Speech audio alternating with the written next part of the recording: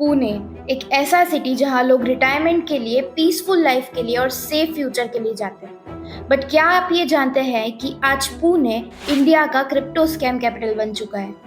20,000 करोड़ से भी ज्यादा का स्कैम और रिकवरी 2% भी नहीं। और सबसे शॉकिंग पार्ट तो ये है कि स्कैम सिर्फ एक नहीं है। सबसे बड़ा नाम गेन बिटकॉइन स्कैम। ये 2015 में स्टार्ट हुआ था।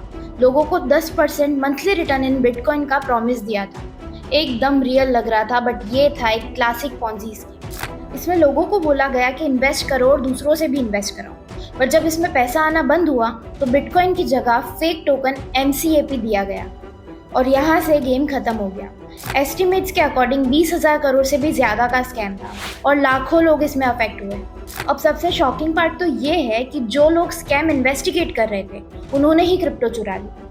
फॉरेंसिक एक्सपर्ट्स ने पुलिस के वॉलेट से हंड्रेड्स ऑफ बिटकॉइंस को अपने अकाउंट्स में ट्रांसफर कर दिया। मतलब स्कैम के अंदर भी स्कैम।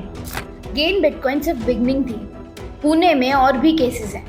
एक लॉयर ने 42 करोड़ रुपीस लूज किए बिट कनेक्ट में। बिटसॉलिव्स और बक्स कॉइन एक MLM स्कैम थे। कॉल सेंटर्स US सिटीजन्स को कॉल करके स्कैम कर रहे थे और crypto laundering network China, Hong Kong तक लिंक्ड है। और सबसे disturbing digital arrest scam.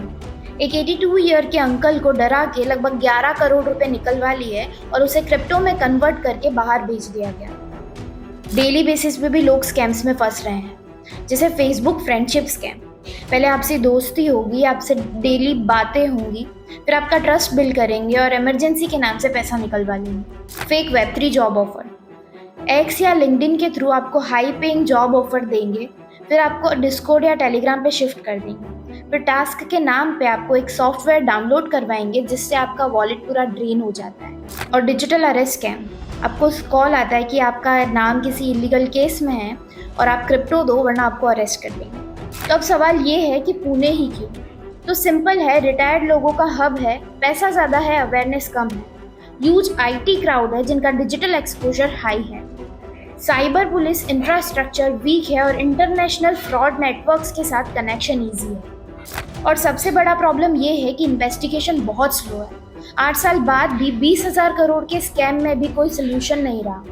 Authorities try कर रही है कि नए साइबर पुलिस स्टेशन बिल्ड करें, क्रिप्टो लॉज लाए और टास्क फोर्सेज रेडी करें। बट रियलिटी ये है कि क्रिप्टो एक बार चला गया तो उसे वापस ट्रेस करना इम्पॉसिबल है। पुणे की ये केसेस एक वार्निंग है इंडिया के हर एक क्रिप्टो इन्वेस्टर के लिए कि आज कोई और है, कल आप भी हो सकते हैं।